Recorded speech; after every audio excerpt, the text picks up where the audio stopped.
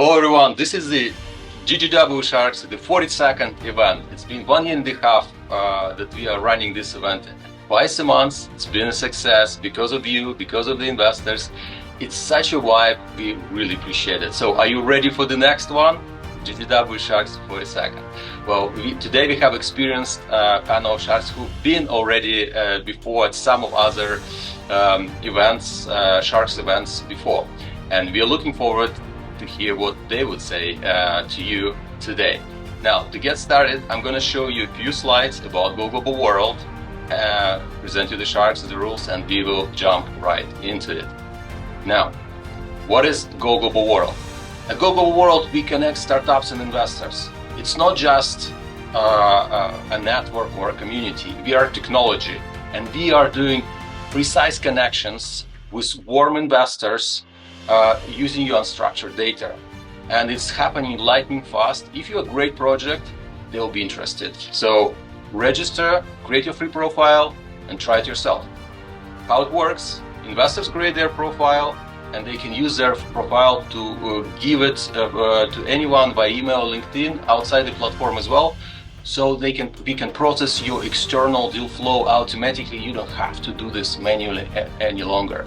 For startups, you can find your investors lightning fast through creating your profile, and the system will pitch you on your behalf 24/7, and everyone who is interested, they will connect with you. Now, this is how investors look and see startups on the platform. It's a very limited information about the startup, but the key one, the revenue, what they do, the stage, and business model, and verticals. But half of the screen is taken by 60-second video pitch. If an investor sees your project, it's already fit to their criteria, so they don't need to spend time on that. But if you manage to convince them in a second why it was their time and why they should connect with you, so they will, otherwise they will pass. And it's as simple as that, so you don't have to search for investors the old way, and you don't have to pitch every time same thing all over again and hear no and no and no. That's where we help. And we mean it, relevance or relevant connections. This is something where we put most of our time and investment and technology into. We have mathematical models automating and learning from your actions, from investor actions, and the information we've got provided. So then the system can precisely bring you only relevant deal flow or relevant investors. And everyone who is on the platform went through verification. So it's not just random network or cold connections. It's real people interested in each other. And you gotta have two sides to give consent to connect to get a match. And then you can talk in the chat. Now, that's it. I'll share information about Go Global World here in the chat. I also remind everyone that it's a tax season, so if you have any questions and need some help with taxes, we have a separate team who is helping with that. Just shout out to us, and definitely we'll help you with that. And today we are announcing Sharks 42nd. These are the great panel of our investor Sharks: Xavier Friel, Ellis, Reichert, David Mandel, and Jon Langbert. That's it on my end. And now I would love to hear the Sharks. And let's hear from Xavier. Xavier, tell us about yourself, about your fund. Yeah, thanks, Daniel, for having me again here. I'm Xavier Friel, an analyst at Plainsight Capital. We invest in pre-seed and seed stage B2B SaaS companies. We have a preference for companies using product-led models or product-led growth models, and can scale horizontally as opposed to vertically. And then we also have an underrepresented founder requirement. So that's our check size, anywhere from 3 to 500K. So that's our fund thesis in a nutshell. I'm excited to hear everyone pitch. We're excited to have you as well. Thank you for coming, and exciting to hear what startups you would pick. Jon Langbert, he's been at our Sharks events already so many times. Exciting to have you again. Tell us about yourself and your criteria.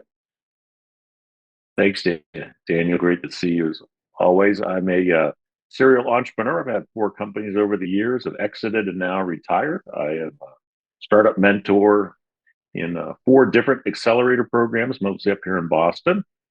Started with my own syndicate called Seneca for investing alongside those companies that I mentor whenever possible, and really do a lot of work in B2B SaaS, food tech, and of course in Boston here, medical devices. Sounds exciting. And Jon just selected one of the companies for his syndication and from one of the previous events. So one of the startups is being having potential to be funded soon. I'm really excited about that. Thank you. Well, then Ellis, you've been many times at our events. Exciting to have you. Yeah, thanks, Danil, for having me again. Number 42, that's really impressive. You're going to have a big party when you hit number 50. Yeah, hey everyone. Danil is joining from Austin, Texas. I am a exited entrepreneur, active angel investor, and startup mentor. I also represent the investing interests of a family office. I would say we're largely sector agnostic, but mostly focused on SaaS B2B and consumer SaaS companies. We generally are looking for startups with a product that's in market and traction and some kind of noticeable growth rate. And we're writing checks typically in the 50 to 100K range. Thanks. Glad to be here. Thank you. Exciting. And then Ellis invested recently in one of the startups who presented here in the Sharks.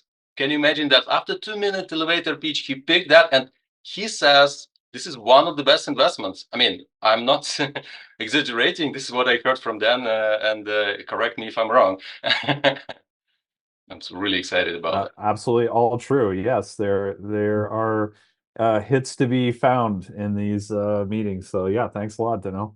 Thank you, Dan. Appreciate it. Then David Mandel, great to have you again with us. Please tell us about your fund. Hey, thank you, Danil. David Mandel, managing partner in Emerging Ventures Capital. We manage funds that invest in US and Canada-based tech startups that are using technology to solve business challenges. We invest at the seed stage. We look for traction and execution. We're all about the execution. Build it, sell it, people are willing to pay for it, we get excited. And I'm based in Los Angeles, California. You can learn more at emerging.vc. Thank you. Great to have you, David. Exciting to hear what startups you would pick. And now, Bill Reichert. Bill, you're opening this big global session, no pressure. And before you do that, I would like to shout out happy birthday, just because Bill had a birthday yesterday, and we're so excited you have been through this journey with us. Since the beginning, Bill was with this Sharks is 42nd, and he joined like in the very first, among the first events, and kept doing that. Kept helping us with making this difference with this event and impacting many entrepreneurs. So grateful. Happy birthday, Bill. Really appreciate that. No, thank you, Daniel, for having me back. It's been fun. Another trip around the sun, as they say. Along with you and the Go Global Shark Tank. No, it is a very, this is always a very energizing event for me, hearing all you guys out there pitching with your passion for for the vision to change the universe. So again, my name is Bill Reichert, and I'm a general partner at Pegasus Tech Ventures. Pegasus is a global venture capital firm with our headquarter office here in Silicon Valley, where I am now, but we have offices around the world. We have over $2 billion of assets under management, but we are willing and do invest pretty much across every stage. Most big funds don't invest in pre-seed and seed, but we invest from pre-seed to pre-IPO, from a $100,000 check to a $50 million check. So we are a very, very broad span company.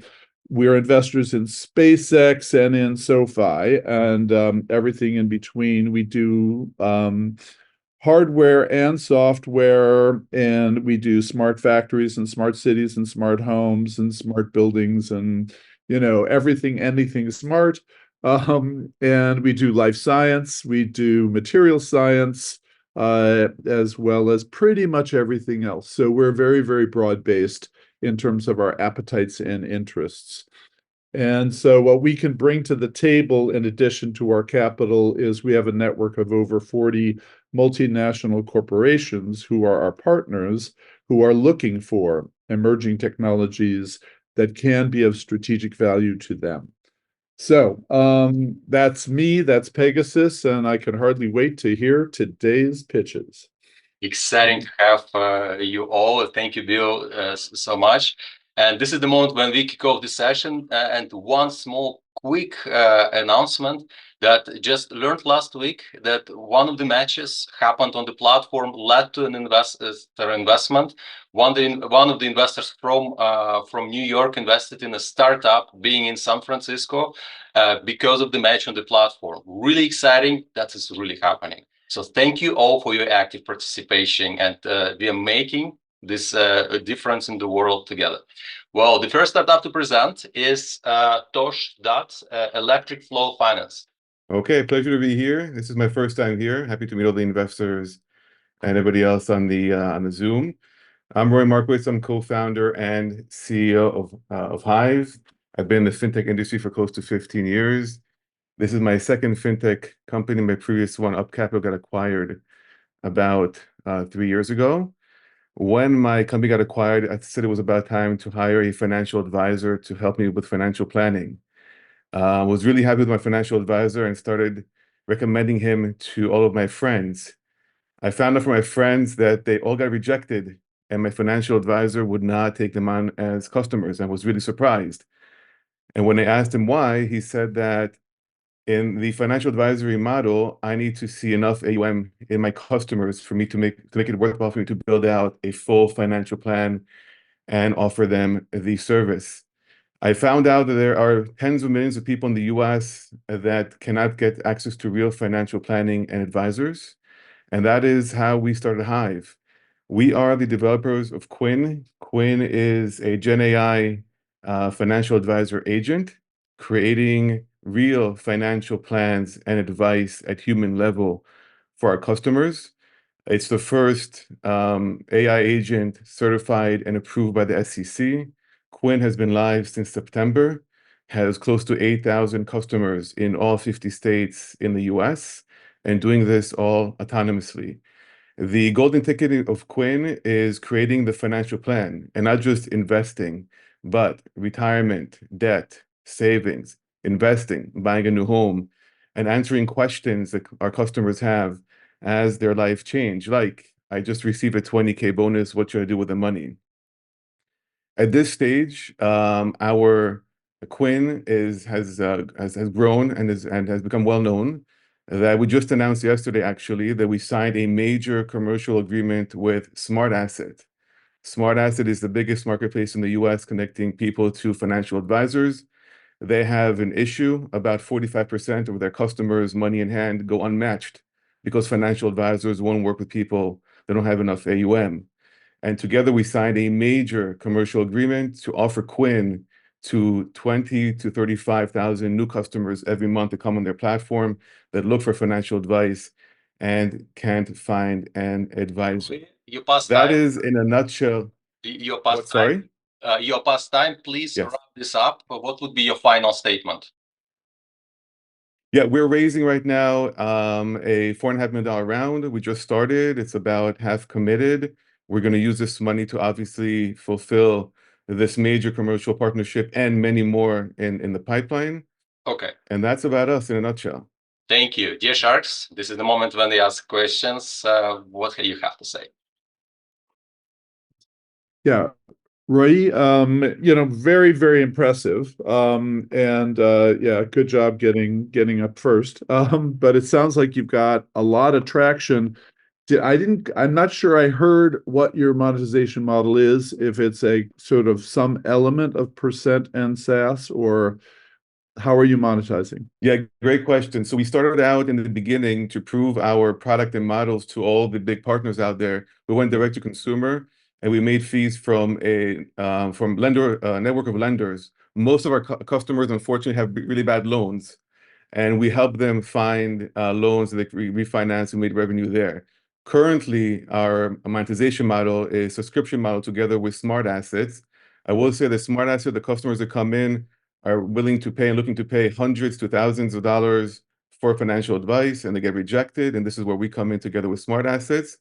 And this is the new model that we're switching to right now.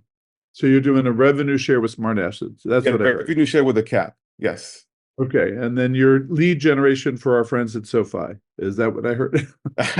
So SoFi is part of the network. Yeah, that's right. But yeah, there is the business. I don't want to. Yeah, sorry.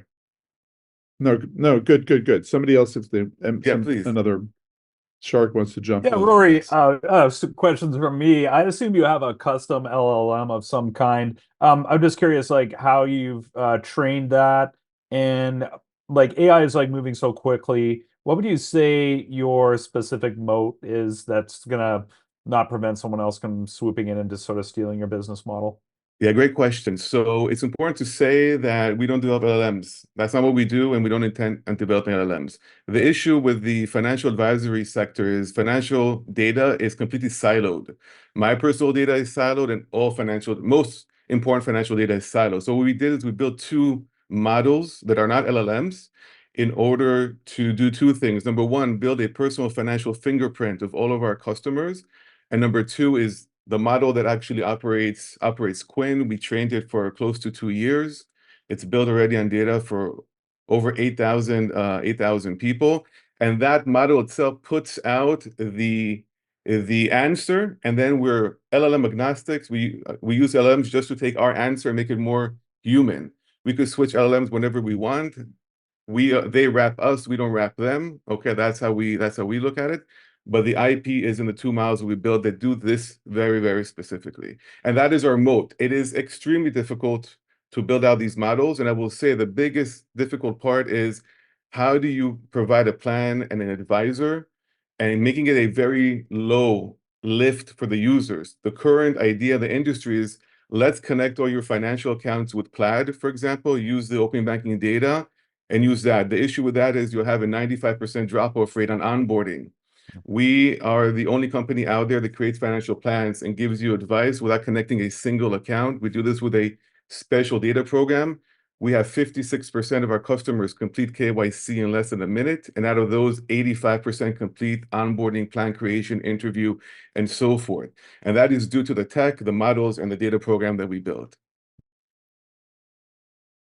So, I mean, you say you do a real plan with real human or something like, I mean, with a real, or for real humans, or you had an interesting phrase there. Yeah, we do human level planning for our customers. Yeah. Yeah. So I guess I got to try it and take a look at it. But Awesome. So do I go to Hive or do I go to Quinn or where do I go? You could go to Hive, and I suggest that we get on a call, and I could show you as you do it exactly what happens, and show you even the latest plan we have to only a small set of customers. Okay. All right. Yeah. I mean, I can imagine it. You're all well. It's very broad, but so okay. Let's try it out. Let's see. Let's walk through your demo or whatever. Okay. Happy to do it. Absolutely. Okay. All right. Thanks. So the questions are there more questions to Roy? So the questions to the Sharks, who is in, who is out, who is interested to connect, please, this is the time to say it now. Yeah. Well, you heard that. I'm pretty impressed. I Googled AI portfolio and getquinn.com came up pretty high. I was pretty impressed by that. Seems like a kind of a crowded space to me, and it is kind of aggravating to put all that data in. So I'm not qualified here to pick a winner, so I'm going to say I'm out, but wish you the best of luck. One Shark is out. What about the rest? So I'll let you guys. Yeah, I'd be interested in talking further. Congrats. One Shark is in. So we have Bill, Xavier, and David to decide. Bill is up. Okay, signed up. So I mean, you already heard. Yeah. Okay. So yeah. No, Roy's going to walk me through the demo, right? Okay, That's so where we're going to try to do that. All right. Thank you, Javier. And we don't do any consumer fintech, so this is not for us. Yeah, same here. We due to our thesis, and I'm out, but it seems pretty cool.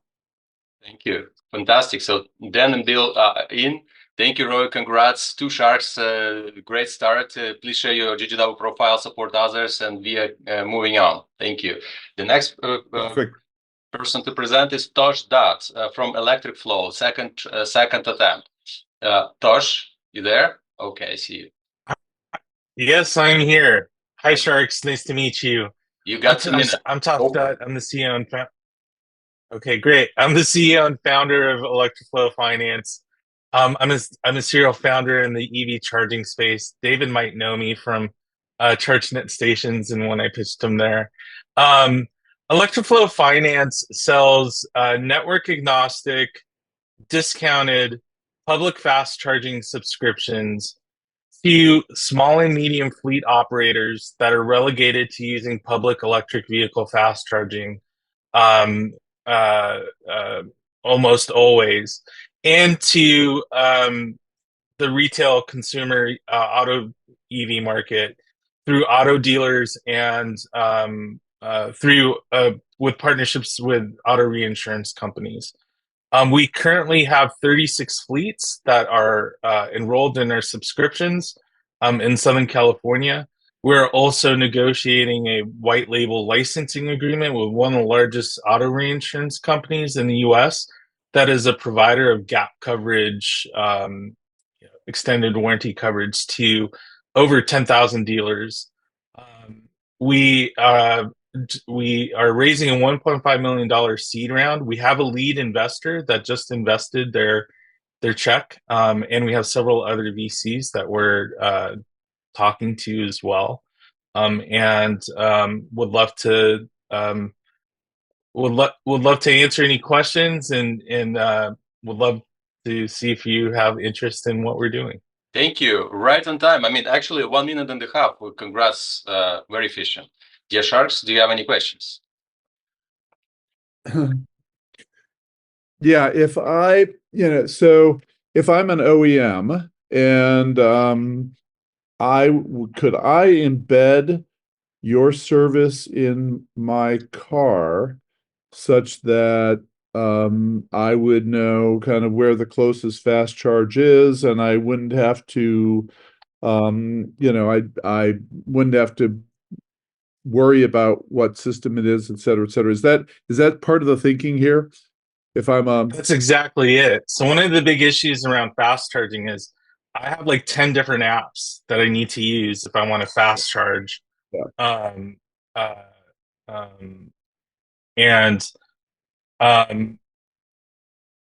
It creates a lot of confusion. There's a lot of pricing discrepancies. This way you pay a flat rate. You can go to any charging station. The way that we do this is we use smart wallets. So, your Apple wallet or your Android wallet, and we're able to create an appless experience where if you have a subscription, doesn't matter which network you're going to, it's almost like you have a subscription for gas, your effective cost is $1 a gallon, but you're paying that monthly. And you could go to Shell or Arco or 76 and you're paying that same rate. That's the thinking around it. Okay. And the target is sort of small commercial fleets that don't have that don't have their own infrastructure in place. Is that the idea? So that they can. Is that roughly the idea? Right. Okay. That's correct. So, there are a lot of large fleets that can afford to have depots built or partner with depot infrastructure developers. There's a lot of small and medium fleets, EVs that are 100 EVs or less that aren't going to have a depot, are going to be relegated to using public charging and need something that can create that same operational efficiency that a large fleet would have. And the way that we do this is the discount is we're basically aggregating all these smaller fleets as like a one large virtual fleet. And we're going to the charge point operators and saying like, hey, we have this massive, gigawatt hours of capacity that we can put there. Give us a discount. And we're able to arbitrage that and then also use the data that we collect to be able to forecast utilization for public charging networks and sell that to utilities and to the charge point operators to cover our hedge. And so where are you now in terms of rollout and activity? How many charges per day on your system? So right now we have about 350 EVs through small and medium fleets that are using our subscriptions in Southern California. They all have 3-year. They're all part of. We're all the subscriptions are funded through a program called ISEF with the California Energy Commission, and they're 3-year leases. And it's their charging payments wrapped up in their lease. And then we're also, our larger distribution channel where we get a lot of scalability is actually white labeling and licensing our subscription product to auto reinsurance companies that then sell that through auto dealers across the US to the retail market.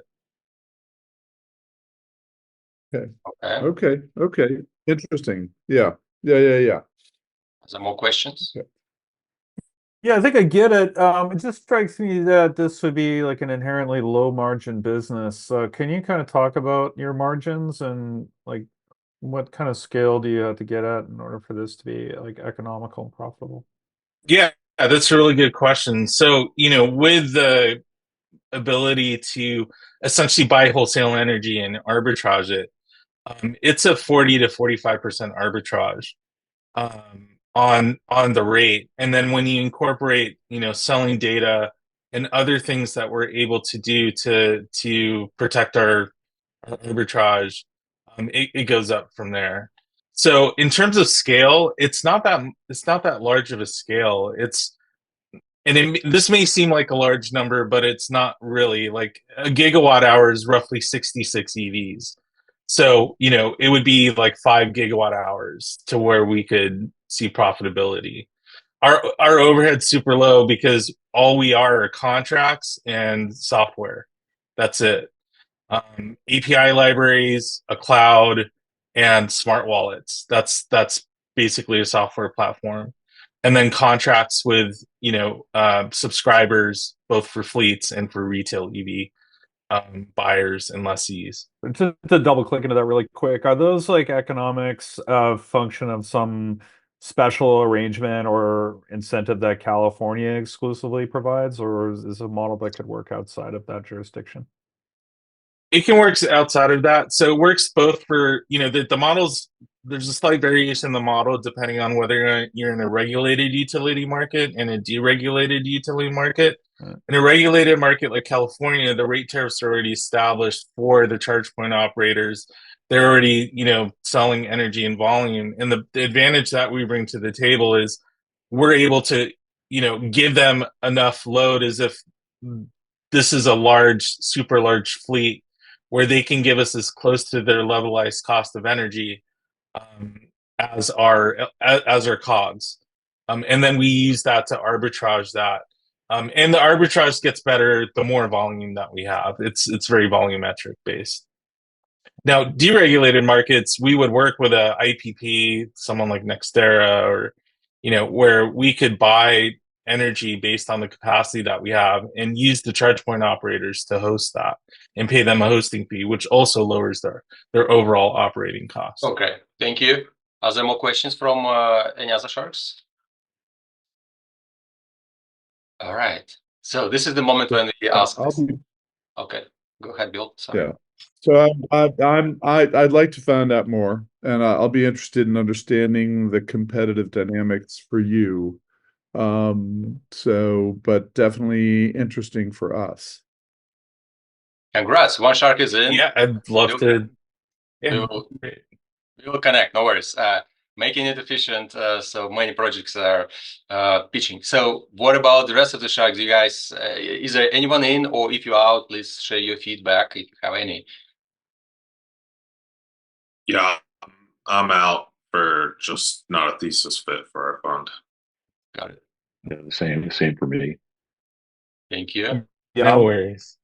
I'll be out. I think it does sound interesting, but probably just out of our wheelhouse a bit.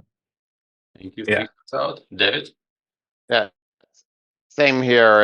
It's interesting, but definitely not going to be a fit for our narrow thesis. Thank you. Very efficient. Tosh, great job. Great presentation. Share your GGW profile in the chat. Support others. Keep nailing this, and we will connect you with Bill after the event, probably tomorrow. So the next presenter is. Thank you. Thank you, everyone.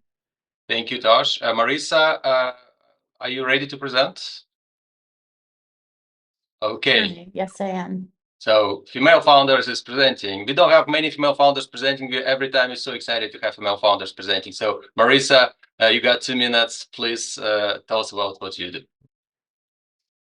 Great.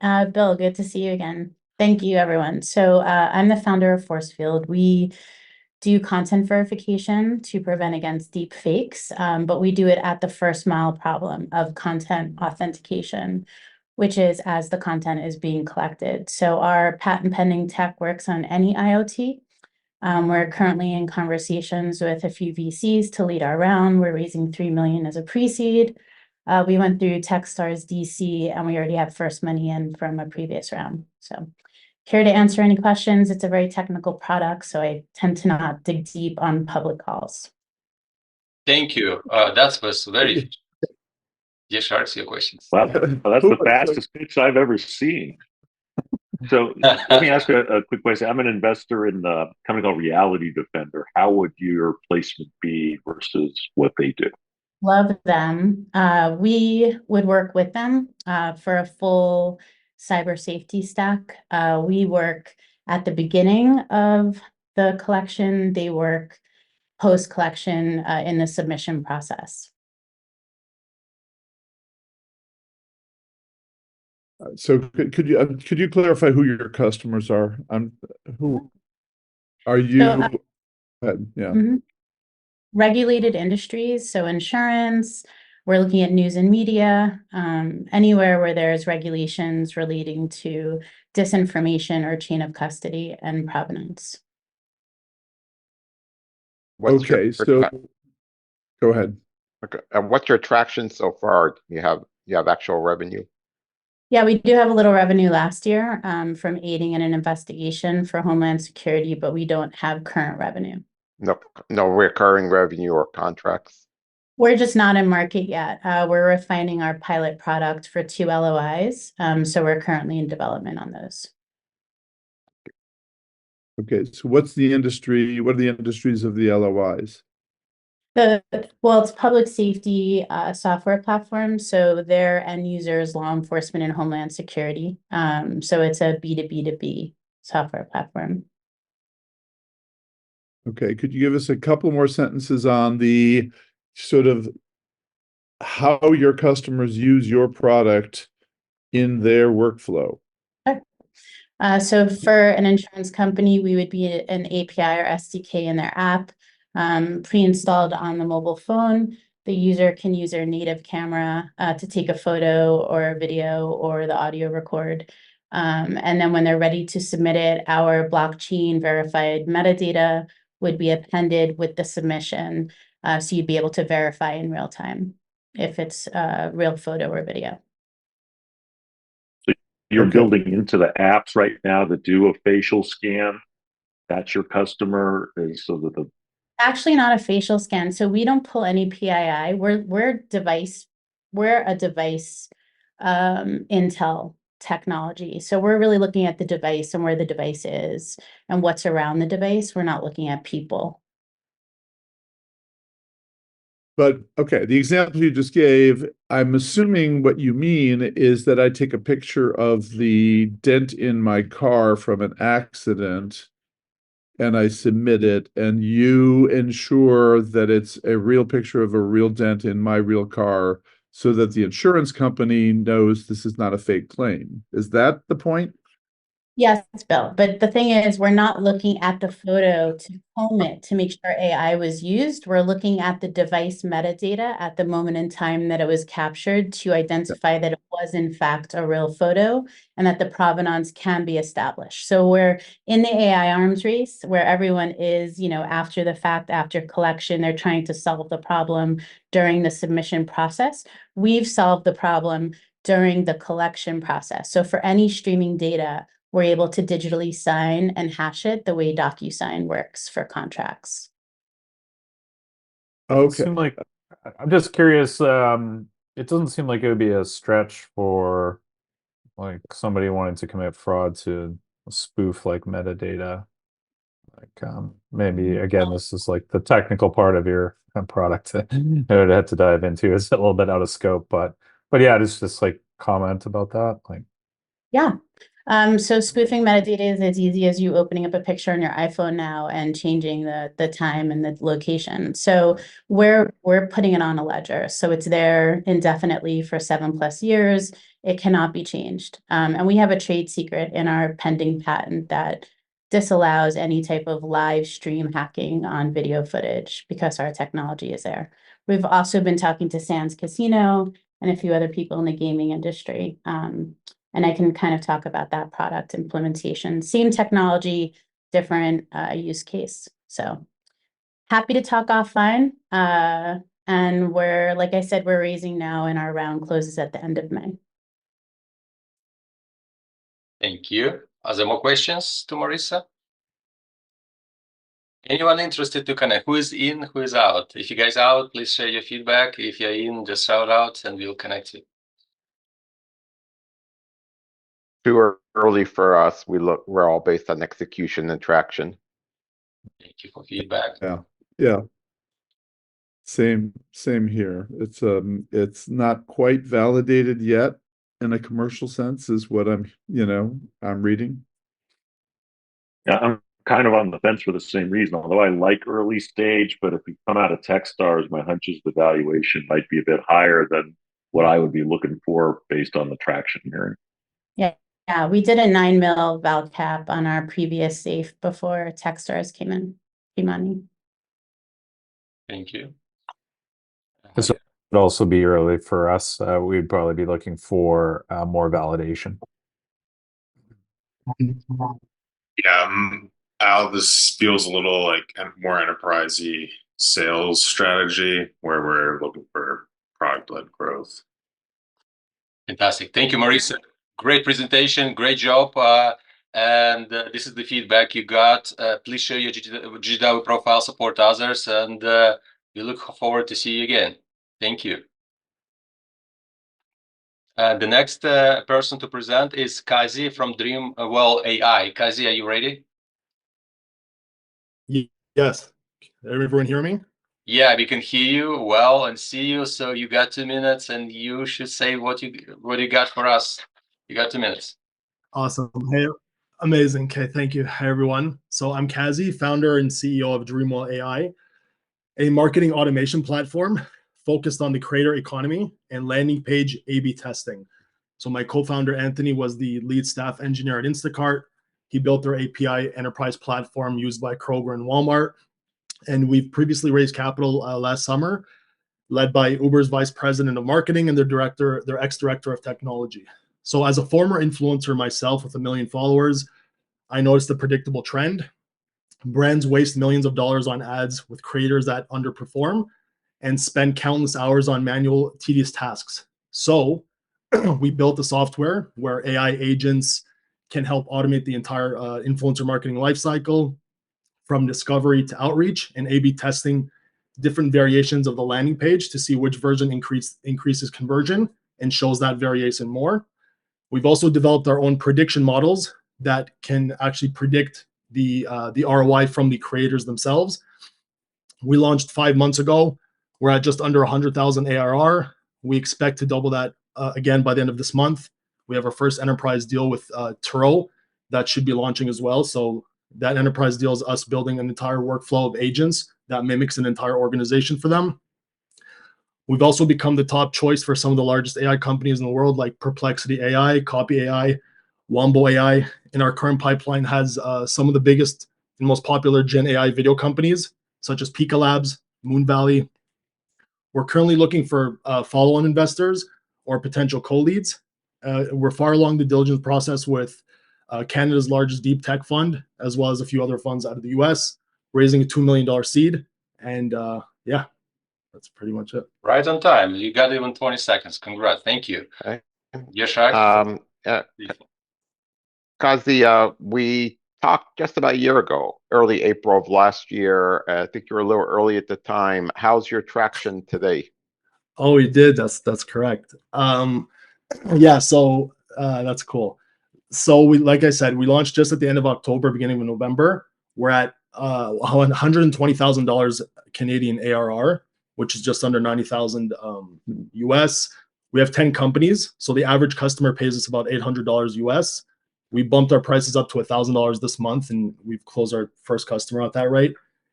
Yeah, so 10 paying customers, MRRs at 7,000 and a half, but we expect it to be at 15,000 by the end of this month.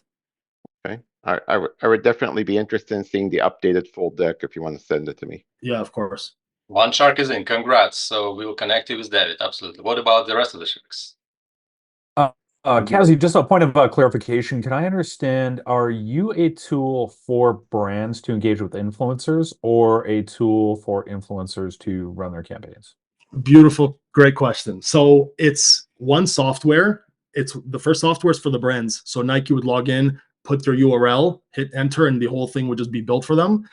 The second app, which is being rolled out in Q2, is for the influencer side. We built the brand side first because they are the paying customer. They're the ones that we want to cater to. So the influencers can now like manage their pipeline as well. So it's two separate softwares, but the first one that we launched and we actually have traction on is the brand one. I built a software before for influencers, and I'll never build another one again where you have to monetize creators. It doesn't work.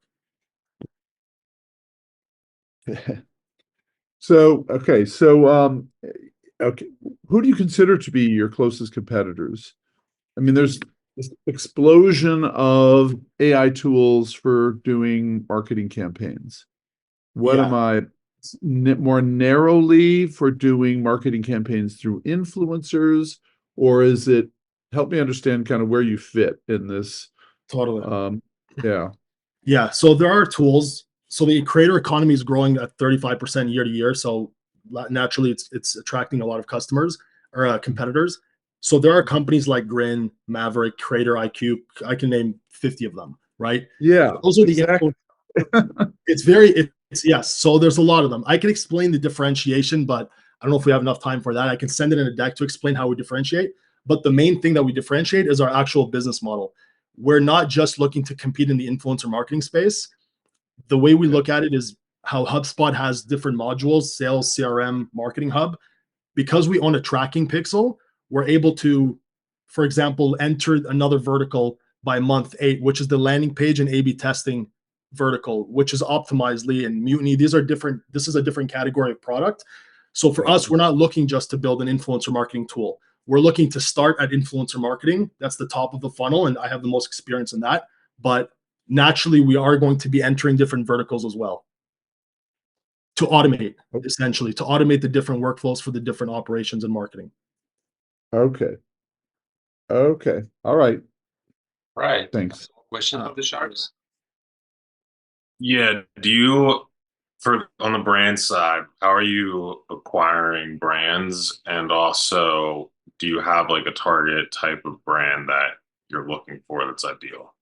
Yeah. So the way we've got half of our customers is I have like a top marketing influencer marketing badge on LinkedIn. I post a lot about the problem, and brands just reach out to me and say, hey, this problem resonates with me. So a lot of founder-led sales through content.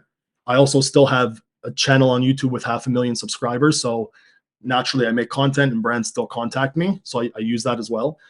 The other 50% is just automated outreach sequences. So we closed Perplexity that way. We've closed some of our biggest customers that way, where we run them through a sequence on HubSpot. Hey, we know brands like you have this kind of problem. This is how we solve it. Are you interested? So I send a demo video. I use an example. I send it to them and we close them that way. So 50-50. And then the ICP, your second question, we've found two. One of them are huge spenders that spend millions of dollars a year that need to trim the fat from their content or from their ad budgets. The second type of ICP are Shopify Plus brands who make $1 million revenue a year that are looking for, like, they have maybe $10, $15, $20,000 budgets that they've wasted previously. So they want a tool that can target high quality influencers that predicts ROI.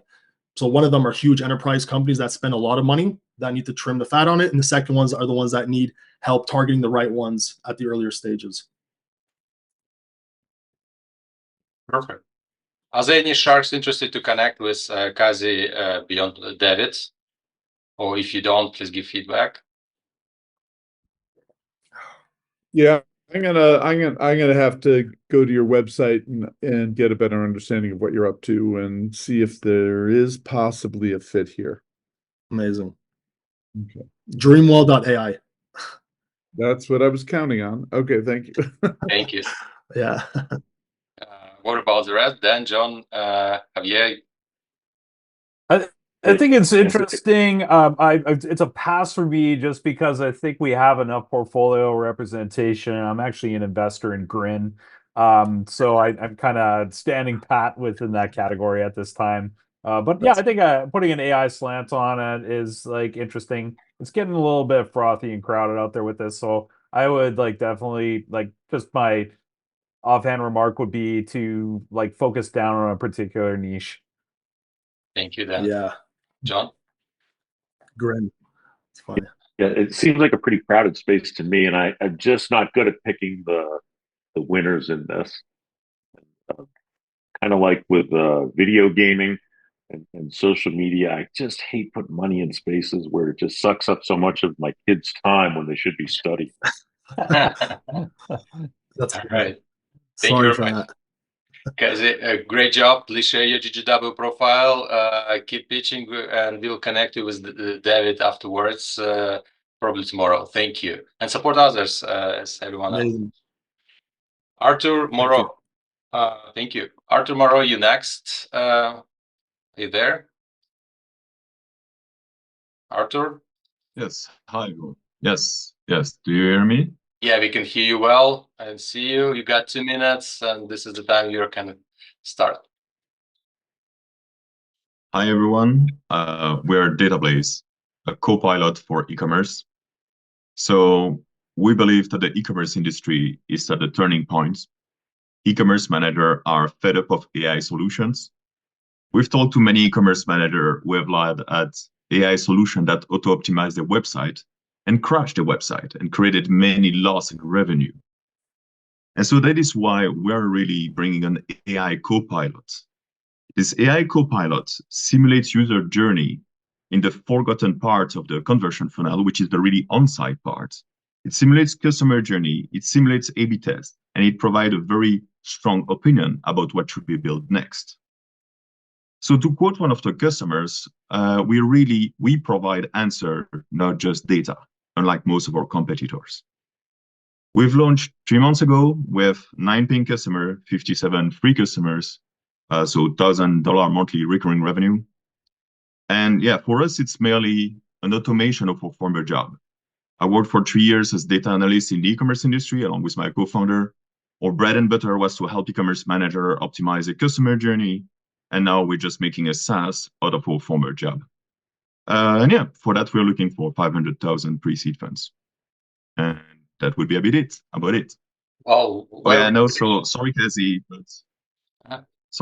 but the e-commerce manager we've met, I believe, are really fed up of automated build it page because they've seen that crashing their website too often. So that's my take on it, but happy to chat further on it. Fantastic, thank you. Dear Sharks, what do you have to say to Arthur? I think I would like some clarification around what specifically the agent is doing. Like, what aspect are you testing? Like the flow or the messaging? Like, it sounds a little science fiction to me. Right. What, like, can you walk us through like a super quick example? Yeah, very quickly, you could say, let's say that your power user need on average to see 6 review in order to purchase, but the average sees only 3 user. The average users only sees 3 review. So our AI would output a list of such recommendations saying, well, if you would successfully increase the amount of reviews seen from 3 to 6, you would double the chance of creating a purchase. And so we really provide the output is a list of recommendations based on what are the dead ends in the customer journey and what can the best grow your conversion rates. Does it make sense? Only so far in that the data that you've trained it on can be validated in some way. So if you have the data that suggests that customers that are able to view that through some other tool respond better to 5, like I would just, it seems very subjective. So I'm not sure I quite understand how it objectively trains the data in that particular case. How do I know that 5 reviews are better than 3? Well, I mean, you can simply boil it down to comparing what your power user do versus your average user do. And if you grow your data sets to making combination between multiple e-commerce stores, you can also infer overall facts from the larger data set of many e-commerce store, saying it's best practice for all the e-commerce to do such. So you Does it make need sense? so you need a body of training data based on like repeat customers essentially that are keep coming back to the site is what you're saying. Yeah, that's it. Yeah. And so in order to acquire the data at first, we created a free e-commerce tool where people can come and upload their data in exchange of a benchmark data. Then we use this actually background data to train our algorithm and then to provide better recommendation to paying customers. So this, I mean, it sounds as much, it doesn't sound, well, it sounds like it's kind of big data, right? It's, I mean, yes, you could turn that into an AI model, but it's just statistical analysis is what I'm hearing. You The can way boil you, it at down. least told that story, right? Yeah. I mean, right? I mean, so, if people look at 5 reviews, they are 20% more likely to actually buy something than if they only look at 3 reviews, right? So let's show them 5 reviews, right? I mean, that's kind of what I'm hearing, which, it makes a ton of sense, and it sounds like that's what you used to do, was look at all the data and try to find correlations that would, help the product team. That's what you're doing, right? If you boil it to the core, indeed, that is what we could provide to the customers. Yeah. And it is what they're looking for as well. Yeah. So you don't need a massive AI model training process. You just need enough data to make, good correlations, and then you can continuously improve. Is that, I mean, I'm just trying to understand the hard part of what you're doing. I know I mean, Fair. it's a starting point, and you're correct on that regard. Is that we don't need so much data to provide early conclusion, but the beauty is that the more data that you have, the more you can make cross-website analysis. And what's your traction so far? So we have 57 free customers, 9 paying B2B customers, amounts to $1,000 monthly recurring revenue. Okay, thank you. Thank you. So my question to the Sharks, who is interested to connect with Arthur, who's in and who's out, and what's your feedback? Anyone? Yeah, I will pass. I mean, it sounds interesting. I think there's a business here. I think there's an opportunity here. I think there's value here. I'm just it's not quite a game changer from my point of view. It could be a very nice tool, and you could build a nice business and get a nice acquisition. And I mean, it feels like an angel investment to me. All right. Yeah, fair points. Talk to the angels. One Shark is out. What about the rest? Dan, David? Yeah, I've had a lot of luck in this space. It seems like there are a plethora of tools out there to help all these Shopify shops and internet retailers, and it's they're always pivoting. It seems like it's very tough to very few winners for the number of startups in that particular space. I do wish you the best of luck. It's competitive space as well, and I'm not sure what the true moat would be for you to continue to defend. Yeah, I'm not We don't- exactly sure what the innovation here. It's not totally clear to me. I mean, there's been a lot of studying on how to optimize e-commerce outcomes, many tools. And I'm not like totally convinced like pushing and arranging pixels in different ways and different views and tweaks will like make or break your e-commerce store. I think it's just more a function of how great the product is and marketing and branding more than anything. But you know, that said, I think the proof will ultimately be in the pudding for what you can create. And if you can do what you could say you do, you're probably going to be wildly successful. So good luck, but a little early for us. All right. Well, thank you for your feedbacks. The next person to present is Sarim Alami from Tradeware. Awesome. So there is a phenomenon on the rise and spreading like wildfire, and it's called social trading. In last 7 years, according to our research, we grew from less than 100 million traders to almost 742 million traders in a span of 7 years. And with that growth, new and young kids came to the trading space. Now, 12 years old are also trading stocks, cryptos, and stuff in the market. With that growth, they like to trade socially. There is an article by Forbes, basically covering that 80% of young adults take this advice from social network, financial advice from social network, but which is scary because $2.7 billion were lost just in last 3 years in this space. Social network were not built for trading or financial knowledge in general. They're noisy and spammy and full of inauthentic and anonymous actors. But the demand for social trading is not slowing down at all. There are major players in the market like public.com, StockTwits, Weibo, Robinhood, and eToro, and all of them went a route which we don't approach at all. So they all went Twitter for trader routes. Like you can create anonymous profiles and you can gain followers by inserting your comments into it.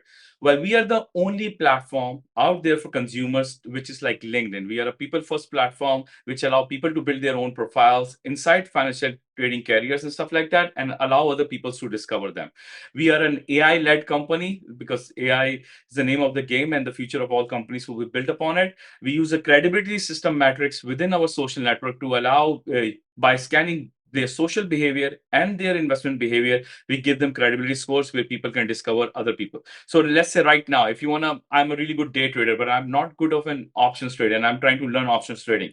If you want to find the person who's good at options trading, there's no social network out there that supports that at all. We are the only social network that allows you to do that in that kind of area. We are a SaaS-based platform with a lot of data and integrations and tools that we benefit based on, starts with the free plan and it goes up to $150 plan overall. And most of our competitors are brokerages themselves, while we integrate with all major brokerages, wallets, and exchanges, from E-Trade to Fidelity to Vanguard, Binance, you name it, MetaMask. And this allows us. We currently have 27,000 people waiting to try our platform. We are launching next month, and we graduated from Amazon and AWS Accelerator program. So far, all investment we got is through friends and family and us putting our own money. We raised almost $1.2 million so far to build this product and ready to launch any day. Wow. Okay. So, yeah, there was a lot, you packed a lot in there, and yet I'm not crystal clear on the experience. So I'm a 12-year-old and I want to trade. Is that what you're telling me? Okay. So, and, yeah. Okay, so I get on your platform, I pretend I'm an adult, and then I find people will help me trade options. Is that what you're saying? No, so in short, if you are a trader, you are a young trader, when you sign up for it, first, you cannot fake it. We have all the regulation stuff in order to protect you that, hey, you are that age and who you are, what you're saying. And when you connect your portfolio from E-Trade or something like that, we validate your investments inside that to give you a proper credibility score. Hey, you have done what you were saying you have done. Plus, if you go to Twitter right now, which the kids currently are doing, you don't see anybody. People are just bragging about what they make in the market. And we also what happened in 2021 in the market, right? Everyone became influencer in the space. People who used to make funny videos now was providing trading advice and stuff like that. So there is no authenticity or even credibility rating for that. So we provide easier way to navigate for those kids to find right people, basically. Thank you, Sarim. Yeah, and please keep your So- answer short if possible. Yeah, Bill. Yeah, go ahead. Oh, so okay. So I think from a social standpoint, like you're just sort of piggybacking on the whole meme stock phenomenon and stonks and Wall Street bets but I mean it's not totally true that there's not like social trading. Like if you kind of look at platforms like Seeking Alpha, I'm just kind of curious like how you're different than them. Are you like gamifying the experience in some way, or like would you liken it more to, you know, what you're seeing on Reddit with like Wall Street bets? And also like do you have an intent to be like a broker? Are you going to get your broker account in some way, allow people to actually use the platform to trade? Yeah. What would be the vision for that? All right. So we already, the 30 brokerages and exchanges and wallets we connect, we are already allowed trading on the platform. And we are very different from Reddit and any of those mechanisms. These were old school systems, what we call overall. And social is a very generic word. People use social even if they add a comment window in an e-commerce website, basically. So very wide variety word.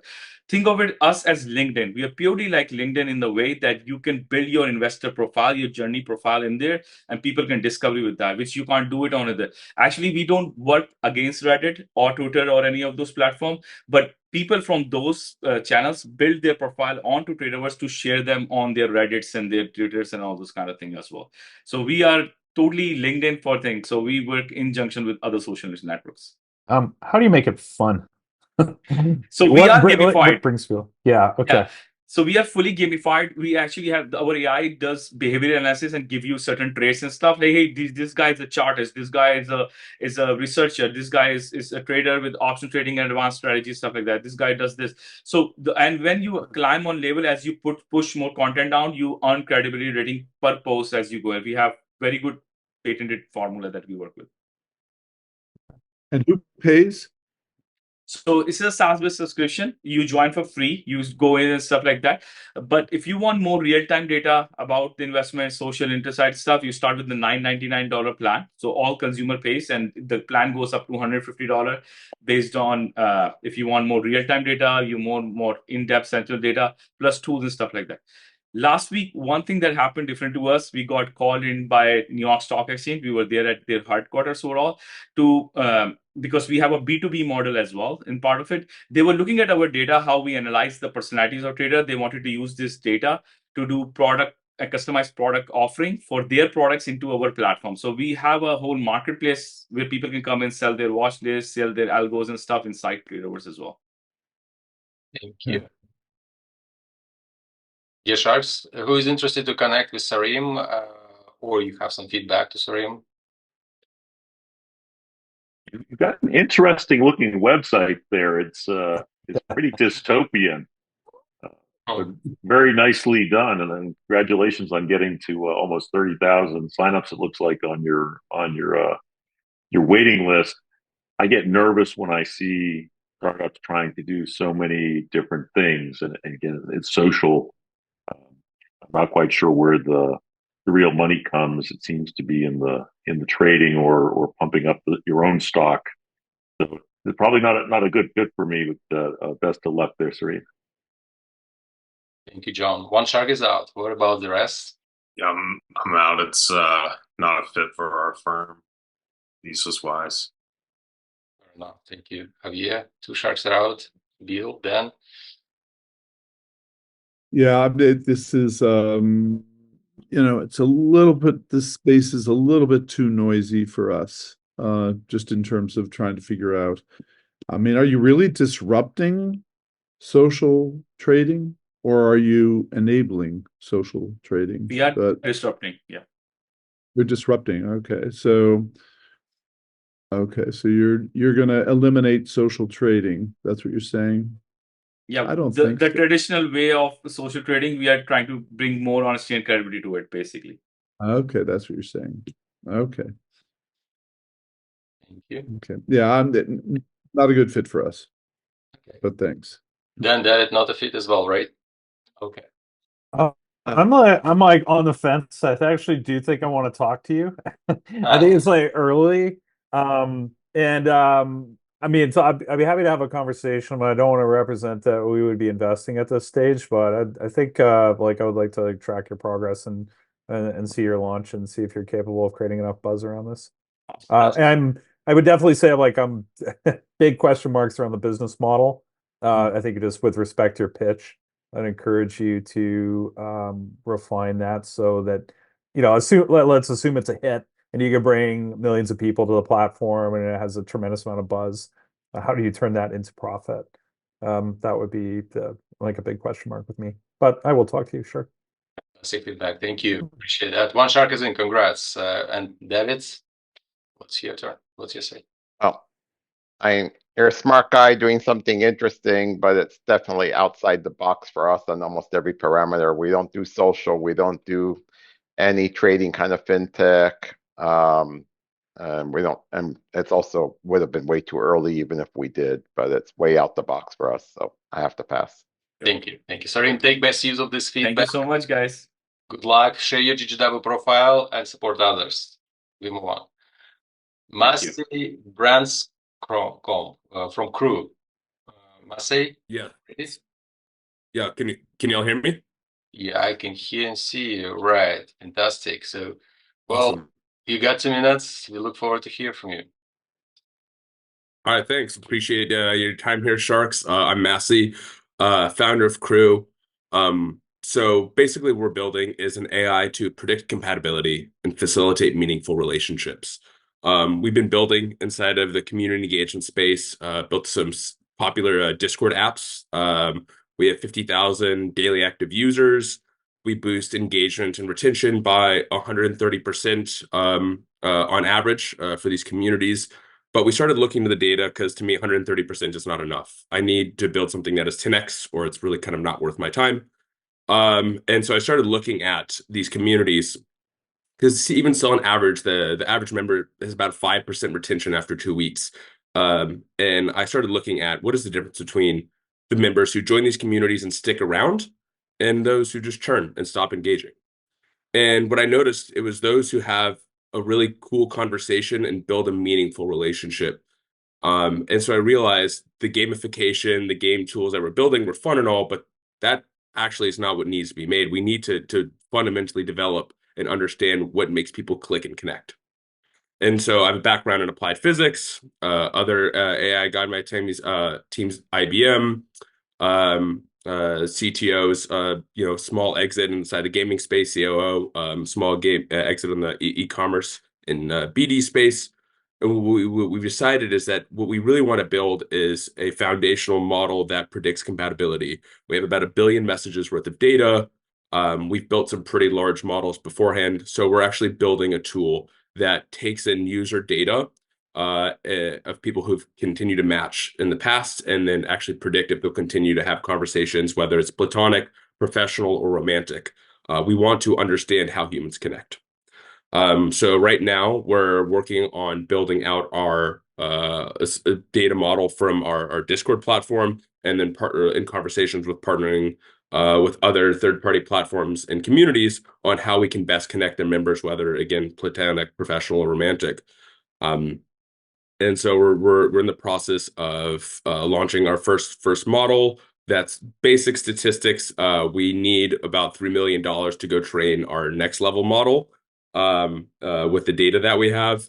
But I wanted to get an opportunity and just tell people what we're building and sort of share where we are in the journey and get some thoughts. So thank you for your time. Thank you. Dear Shark, do you have any questions right on time? I'm a little confused. What are you building? We're building a model. A human link for users for dating and other things. I looked at your website and it looks like so that's the community. We haven't even like updated our website to sort of what we're building. This is like a pretty fresh pivot in the past month. So yeah, the website is crue.club. That was like our community engagement tool and platform. And we have another one called Grow-a-Tree. And I looked up GETHR app because that was what was in your name here on the screen. Oh yeah, I guess that's not you. No. Yeah. So yeah, you get ignore that.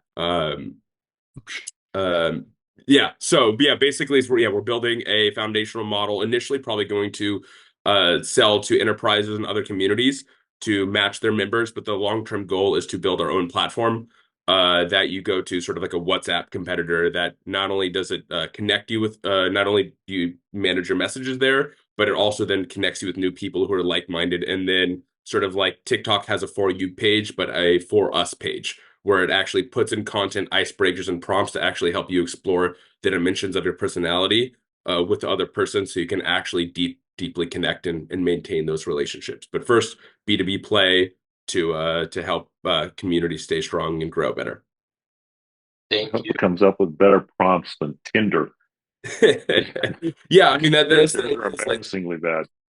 Well, if you're familiar with like the 36 questions to fall in love, it's a lot of the sort of research we've done in this sort of computational social psychology spaces is influenced by that research. Like they essentially ran studies that showed that there's like a set of 36 questions you can go through in a process where 1/3 of the members who go through this process of answering these questions inside of a 45-minute window with someone they've never met before feel as close to that person as the next closest person in their life.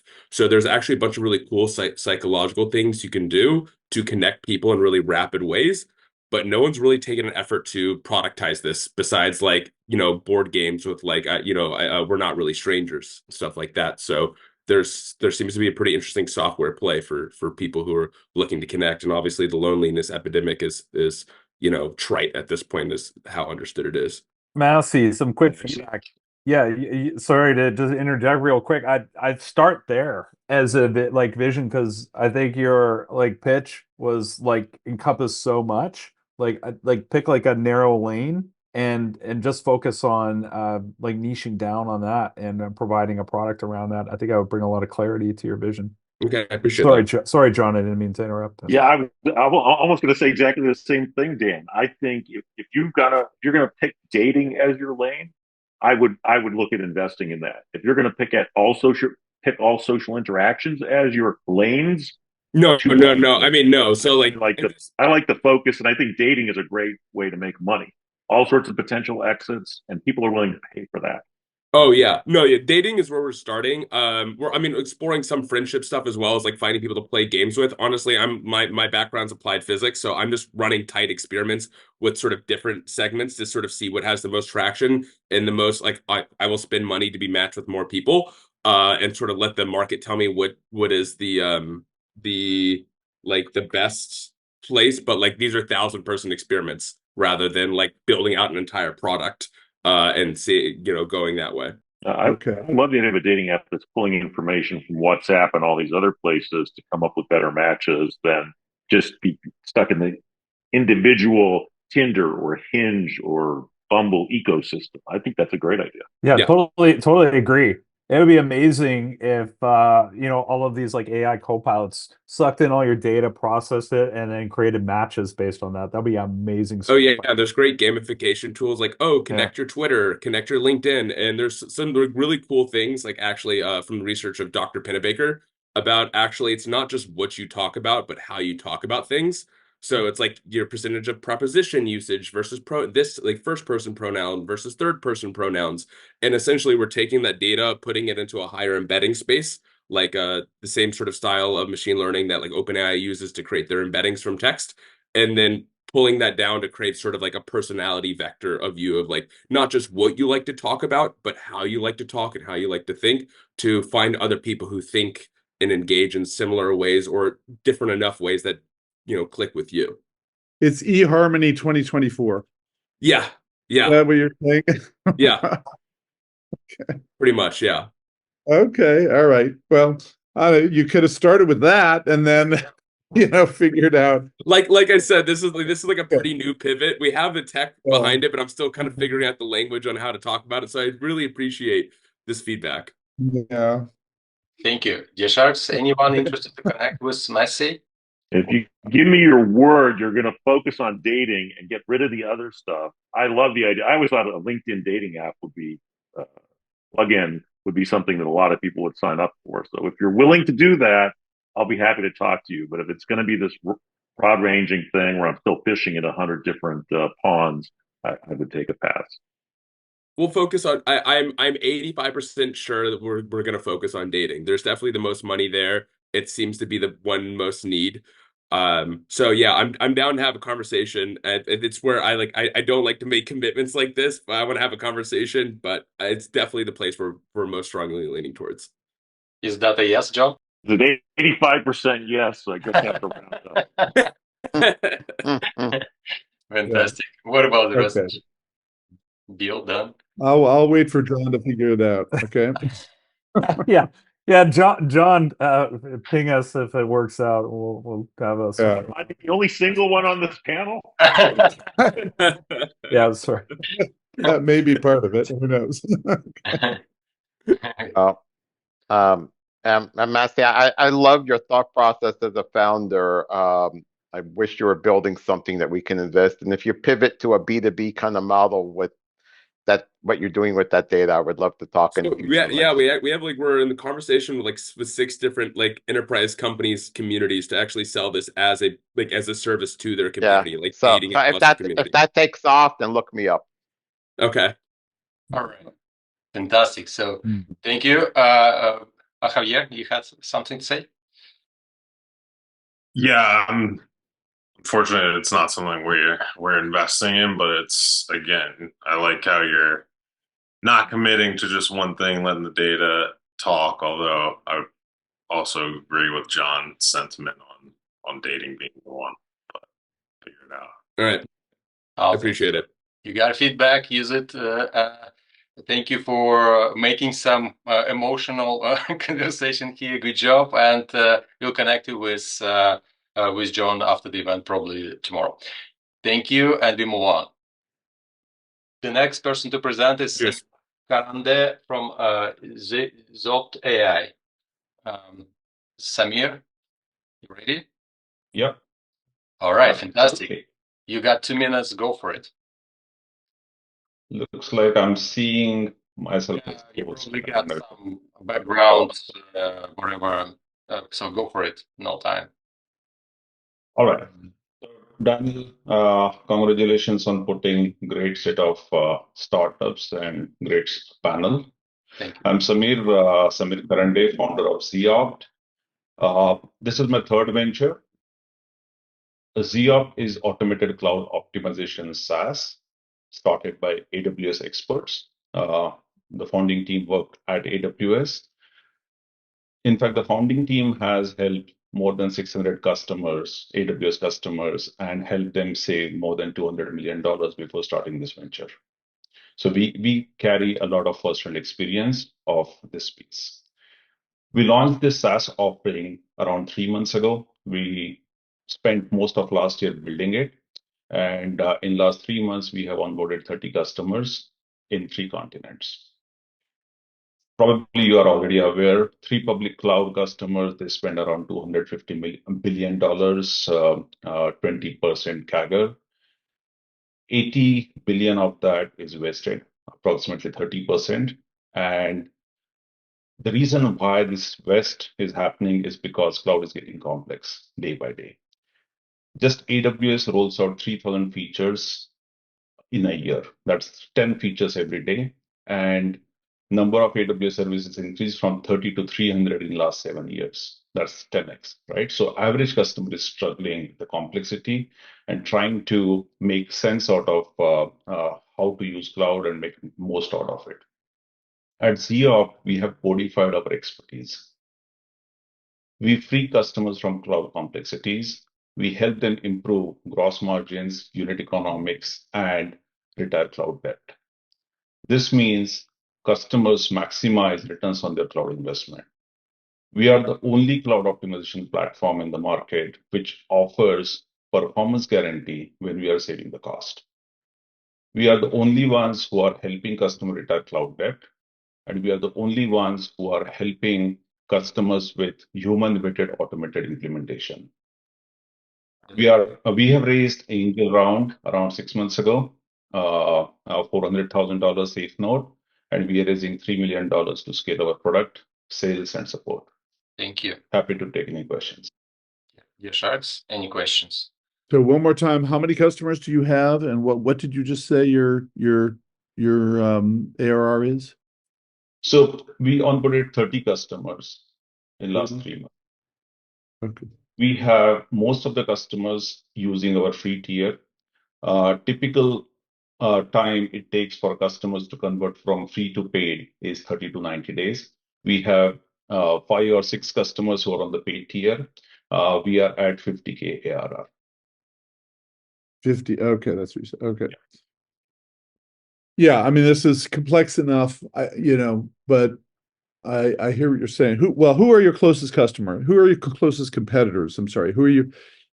I would say it's do-it-yourself, right? Is your closest competitor. Is that right? Or who are there? I will talk about 4 segments, right? One is cloud observability. The likes of Cloud Health and the Cloud Zeros are in there.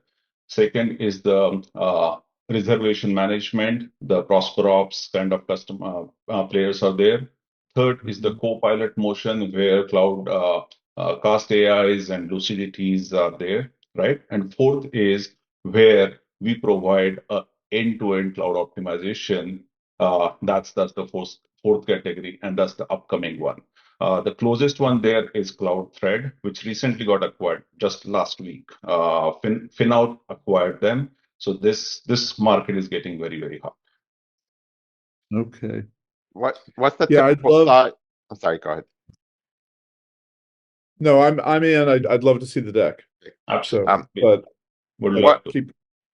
What's the typical profile of your customers if they're finding you're doing this freemium model? How are you getting them, and what's the profile of the customers that you have so far? Yeah.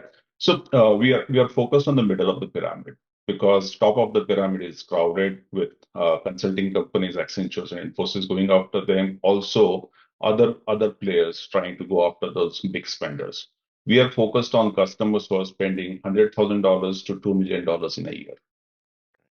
That is the market which is our sweet spot. And we are, to Xavier's point, we are into the product-led motion or the channel-led motion. So we are going to the customers with AWS partnership. We are going to the customers with the VC partnerships because we cannot spend money on the B2B sales motion because they are smaller customers. And how are they finding you, or how are you finding them? It's still too early, right? So we are getting both incoming and outbound successes. We got the founder-led sales. I think that's true for every company. We got AWS-led sales. We have got VC-led sales. And we also have got the incoming customers. They are finding us through word of mouth or some social media. And we have gotten all 4 of them, right?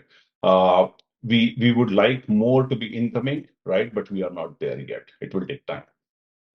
Thank you. Are there more questions? All right. Dear Sharks, anyone interested? So Bill is interested, he said. So is there anyone else who would like to connect with Samir, who is the... Yeah, I would like to see the full deck. It might be a little early for us, but I would like to see the deck and see where we go from there. 2 Sharks are in.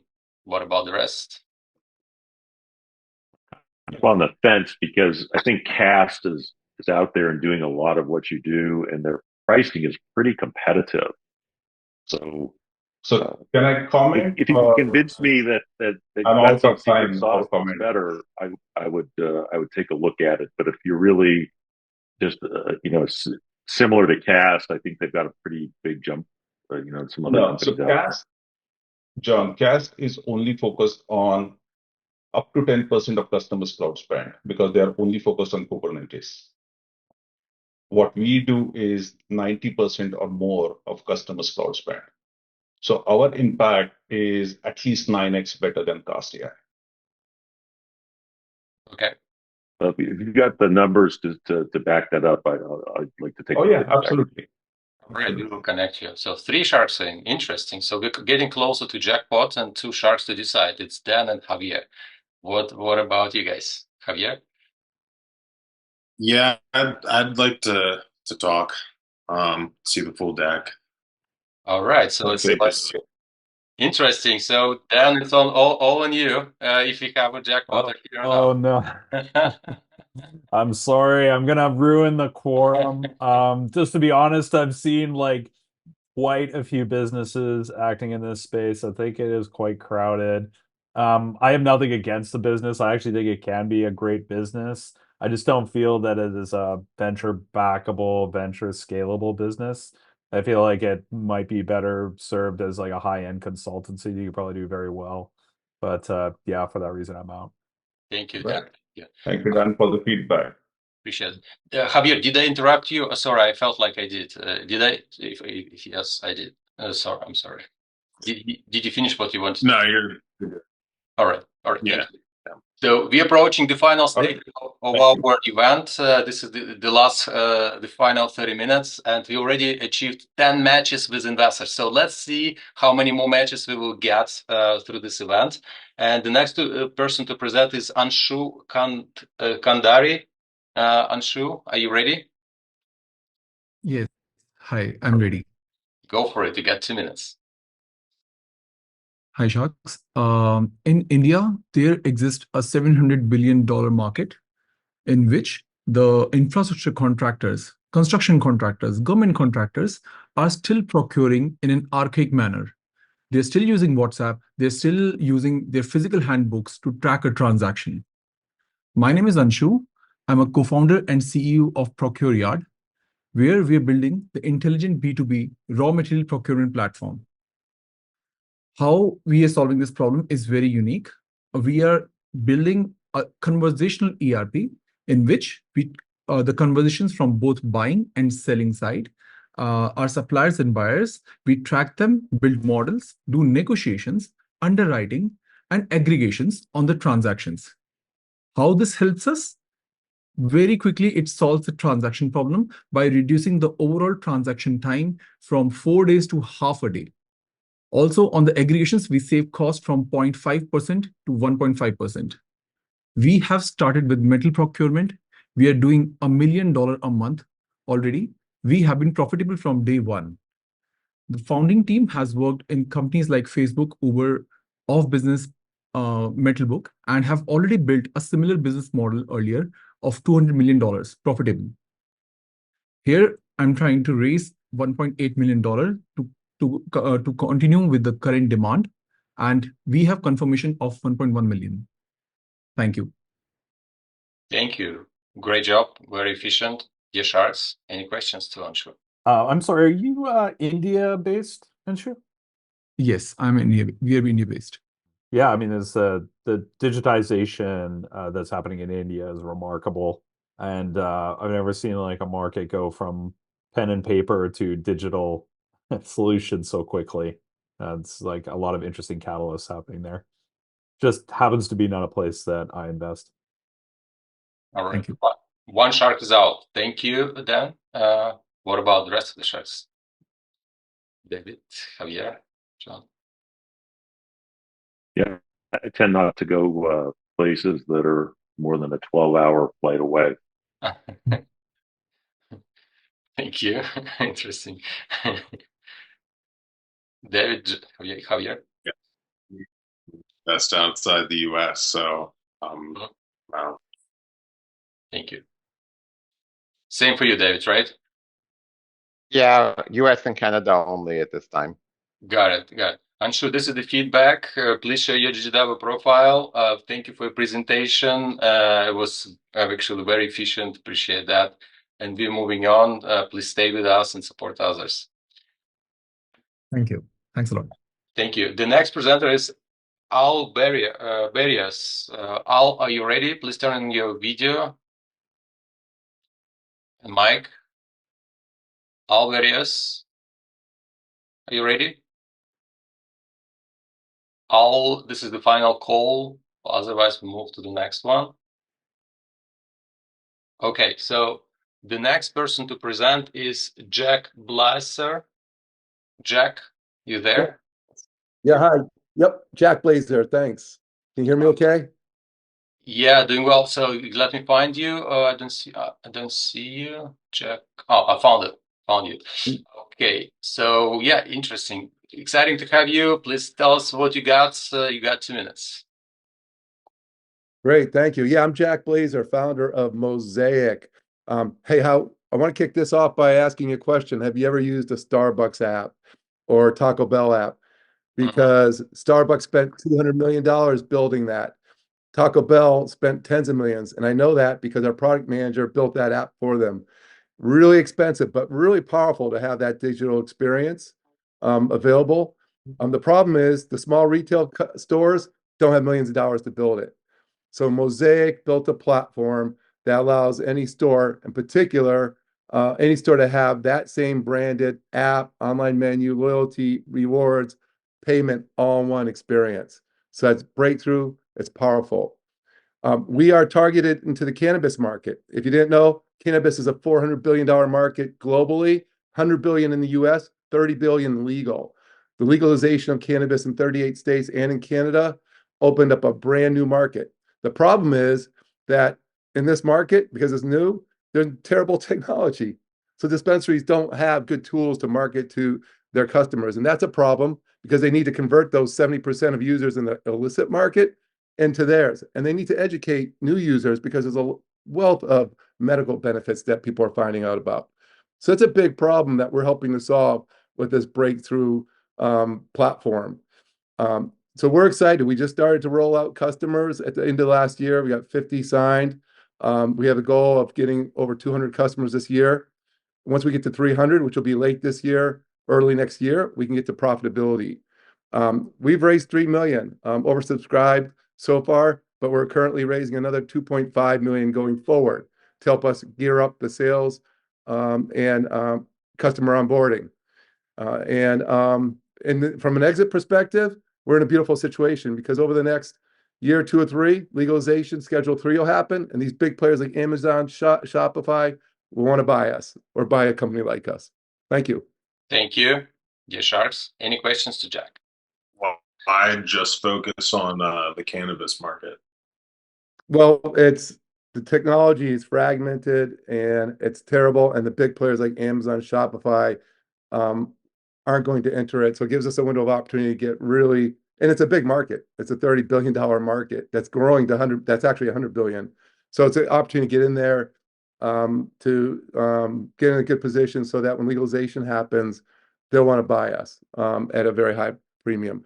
That being said, we're already talking to others about the opportunity to go outside cannabis because that's a $5 trillion market where a lot of retail stores, there's a million of them, don't have this capability because they can't pay the millions to build it on their own.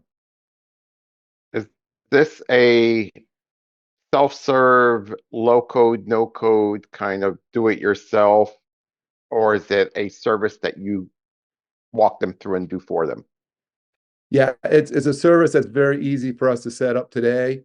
It's very much like Shopify in the sense that you go in and we'll build it initially and customize it for you, but then you go and manage it yourself. We will get to a point later on when you can do the build on your own as well.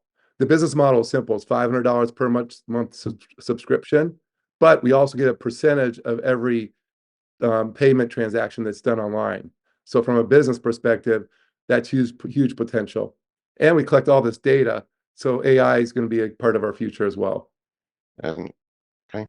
I'm an investor in a company called GoSite that kind of does something like that, but broader, where they help brick and mortar storefronts have an online presence and so forth. Are you familiar? Is that similar, or is that something completely different? I'm not as familiar with them. We're unique in that we kind of pull together the e-com, the loyalty, the payments all on a single platform, branded fully for a customer. So it's like having your own Starbucks type platform or Taco Bell. And we haven't seen anything like that. Jack, as part of your competitive moat that companies like Shopify won't go into the cannabis space? Out of curiosity. They won't in the US currently. They will once it's federally legal or something like it gets scheduled as Schedule 3. But what we built is different than Shopify. So we become an acquisition target for them, I believe. And it's also an opportunity for us, as we said before, to step outside of cannabis at some point and compete against them, because Shopify is a nice great e-com platform, but you go and buy your loyalty from someone else, and you kind of pull together different platforms to kind of build something similar, but still not like what Starbucks does. Our competitive moat is the technology, the time to build this, and the way, yeah, and that's something that we have a lot of experience in. All right. Thank you. And this is the feedback moment and decision moment. So is there any investors interested to connect with Jack, or if you have feedback to Jack? I wasn't getting a sense of the true uniqueness of the product, but if it's helpful, I'm an investor in Meta, which is a cannabis point of sale software company.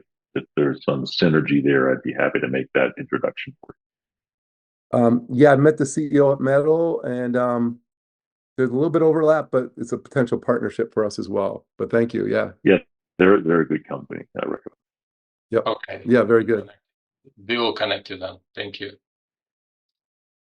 All right. Any more? Anyone else? Yeah.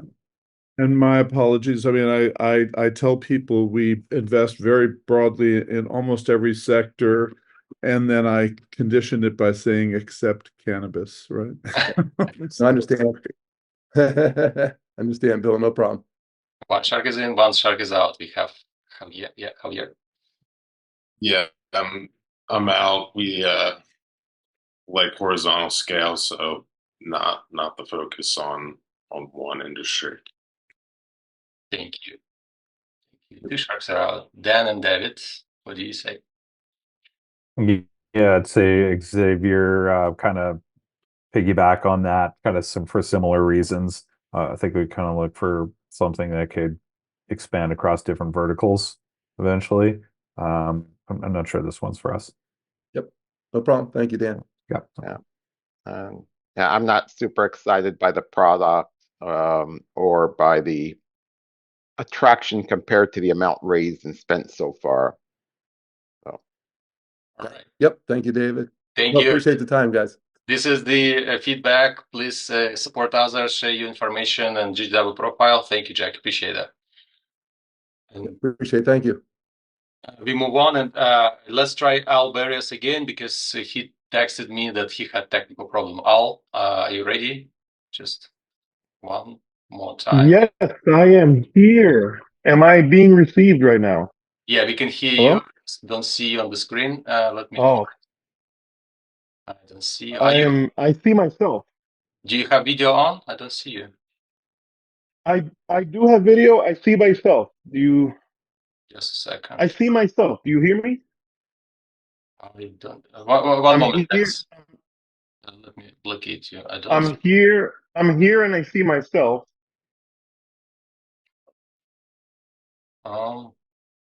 What's going on? Do you hear me? Do you see me? I see you. I found you. Okay. Oh boy. You got 2 minutes. Sorry about that. Okay. So sorry, gents. I apologize for my first problem the first time. I am going to be. Sorry about that. Yeah, I'm actually here with my 2-year-old daughter. My name is Al Barrios, and I'm the founder of Outer There. Outer There is an outdoor recreation discovery platform. It's essentially a place where local hosts can host their outdoor communities on to outdoor experiences. Now, the way it works is we basically get a listing from a host of any type of trip that they want, from a hike to a camping trip, and then we take a commission from every reservation. Our job is basically to find hosts to get their trips listed. Think of it kind of like an Airbnb, but specifically for outdoor recreation, all types of outdoor recreation. Now, I know what you're thinking. Who would pay to go on a hike? Well, if you've ever been on places like Meetup or Facebook groups and you searched for hiking groups, well, then you are the person who would end up paying for this service. Because the reason those type of communities exist is because people don't want to just go out and go camping and hiking. They actually want to do it as part of a community. What type of community? Say, for example, plus size queer black males, for example, or disabled persons. These communities find themselves in these places, and the folks who organize and host these trips do it for free. Out of there is the one place where all these hosts, 1 million strong in the US, can potentially monetize their passion for taking hosts outdoor. Now, I've been doing this for years. We finally created this product last fall. We've achieved product market fit. We've got 40K in TTM so far. And that's just one market here in New York where I am based, and over about 150 trips that have been listed so far. We fully expect to have about 500 hosts list 2,000 trips by the end of this year. That's the growth trajectory that I'm expecting. Beyond that, we've been able to raise about 125K in debt. So our cap table looks really attractive right now. My partner and I own all of it, and we are growing. Last month, we experienced 500% growth. Sorry, thank you very much. Yeah, thank you. That's my time. Sharks. We have more projects to present, a very little time, but thank you, dear Sharks. Do you have any questions? Who is interested to connect with Al? Now, are you aggregating from other existing sites, or are these tend No. to be... It's all original content that we source ourselves, and we digitize it all. Yeah. So Al, it's, it really feels like there are about, 1 million of these startups out there that are trying to connect people with experiences. And I get your point. I get the value proposition, and it sounds like you're off the ground. I guess my own feeling is that hopefully you can find some like-minded angel types who would help support you build this out, but it's hard to see, given how much noise there is in this sort of experience space, how you're going to, acquire enough customers and enough, revenue fast enough to become a venture qualified business. Have you gotten that feedback before? Actually, yes, we have gotten that feedback. And the way we disprove it is because we are not in the travel and tourism space, where you are correct. It is a very noisy space. We're not digitizing tours, we're digitizing experiences, trips for locals. So the mindset is different. When you're on vacation on the islands, you're a tourist. When you're in your city, you just want to get out of your city for the weekend. So our audience is that city person, not the tourist, and that's how we are differentiated. It's not a travel and tourism; it's outdoor recreation. I hear you. I hear you. I mean, again, and one more time, what's your traction? We've been able to. Well, we've got over 1,000 customers, 600 paying. We've been able to achieve that result just from a handful of listed hosts who have listed over 150 trips. We've got approximately 30 to 60% retention rate month over month, and we've gotten to 40K TTM in the last 7 months, give or take. During one of the worst outdoor recreation seasons here in the Northeast because of all the unfortunate raining and it just rain just kills the vibe. But being able to expand beyond the Northeast, we're able to sort of stabilize that. We're no longer reliant on Northeast weather. Yeah. No, I totally get the concept here, and lots and lots and lots of entrepreneurs have launched very similar ideas, around experiences, around local experiences versus plugging into the tourist industry, and there's some overlap, but I get your point. So I mean, I do wish you the best of luck on this, and the good news is this should be really capital efficient, right? You should be able to do this without a lot of money. And so, hopefully, you get a couple of angels and you're off to the races. I don't know, angels, what do you think? Whoever signs the check first.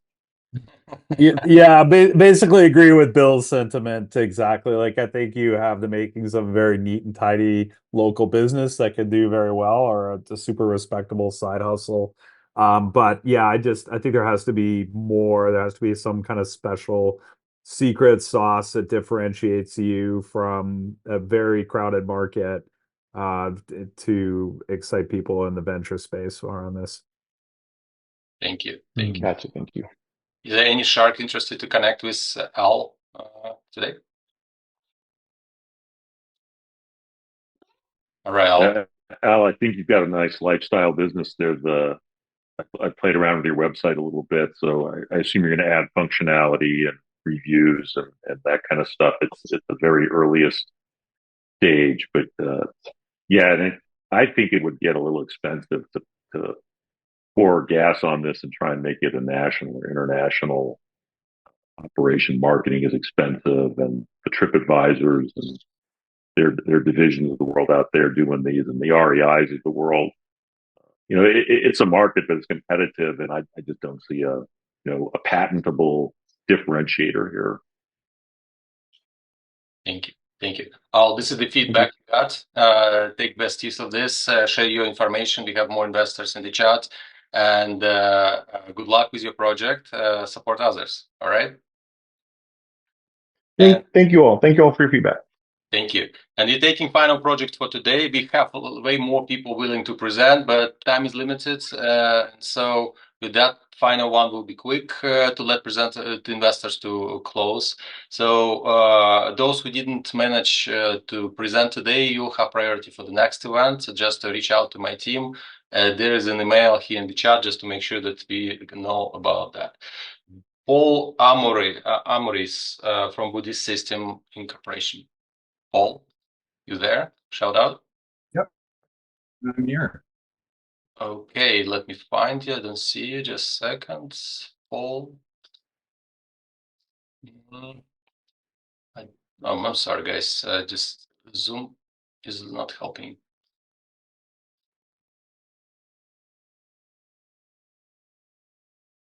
Paul, start your pitch. I'm gonna put you on the screen in a second. Sounds good.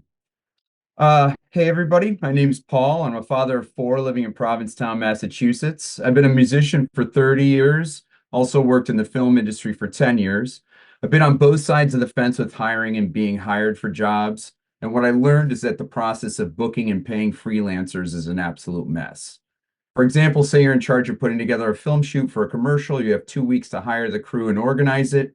For each shoot, producers have to call, text, email, and the list goes on. Then you find out your favorite camera operator or wardrobe stylist is booked on another project, so you go through the process all over again. Finally, you have to figure out how to pay people, which can be a nightmare. So with 2.5 million people being hired in film every year, you can see this is a huge problem. So I set out to create a better system, which is Buddy Systems. Buddy Systems is an online platform that helps companies hire, pay, and report taxes for gig economy workers so they can spend more time on projects and less time dealing with the complexities of hiring freelancers. Over the past year, Buddy Systems has worked with customers serving companies such as Disney, SAP, and AstraZeneca. Our user base is just over 1,000 users made up of small businesses and freelancers. Our digital wallets are seeing almost 3 million in transactions in just under 2 years. And the average amount of money held in the wallets at any given time has been around 120K per month for the past year. We're raising 3 million to add payroll, invoicing, and digital cards to our wallets. And part of this funding will also get us in position over the next 3 years to add aviation and construction verticals.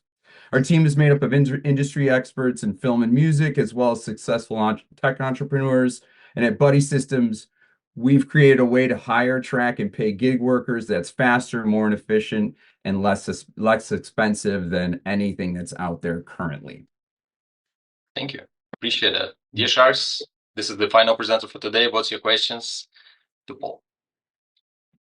Yeah. Do you have some initial investors who are, sort of in the industry who are using you as well? I mean, it seems like this would be sort of the natural loop that you would want to close. We do, yes. And some of our early friends and family around, we have an accounting firm that's from New York, that's part of our table, as well as a VP from a bank, and we do have a production company on board. Okay, as a customer and or as an investor? Customer and investor, yeah. Okay. All right. Okay. That makes a lot of sense. How much are you raising? 3 million. Okay. But you already have something out there that is an MVP that people are paying for? We do, yeah. So we've been in beta for a while, and now we're just coming into revenue now. The reason for the raise is to build out more revenue stream options for our customers. What does that mean? Features in the product or customer targets? Yeah, features in the product. Exactly. So at the moment, the way everything's getting paid is through the wallets, and it's mostly for gig economy workers. We've gotten requests for people to be getting features like payroll and invoicing and all that type of stuff. So that's our fundraise is part of that. Okay. Okay. Other questions? Other guys? Paul, what makes your solution specific for music and video production companies? What is a key set of features that differentiates you from, say, a Deal, which, Deal as a very complete platform, some sector agnostic? Yeah, so basically in the film industry, it's a smaller pool of people, I guess you could say. The way they're sort of doing things is a little antiquated in terms of the process of starting a job, getting everybody booked, and then going through to payment. Same thing happens in music. Music's a little bit all over the place. In terms of when people are booking other people for music, whether you're doing stuff for, weddings or private events, or if you're a music venue, for example, there's really no systems put into place to kind of streamline everything from the time of the booking through to the payment, and then at the end, reporting taxes. Basically, what this is doing is it's taking all of these actions that you're doing through the process of booking, scheduling, and then it's allowing for a way to disseminate the payments all at one time and take a little bit off of the plate of the people that are doing the booking to have to go to Venmo or go to PayPal, go to Zelle, or go to write a check or try to do ACH transfers. We're sort of eliminating a lot of that time. Thank you.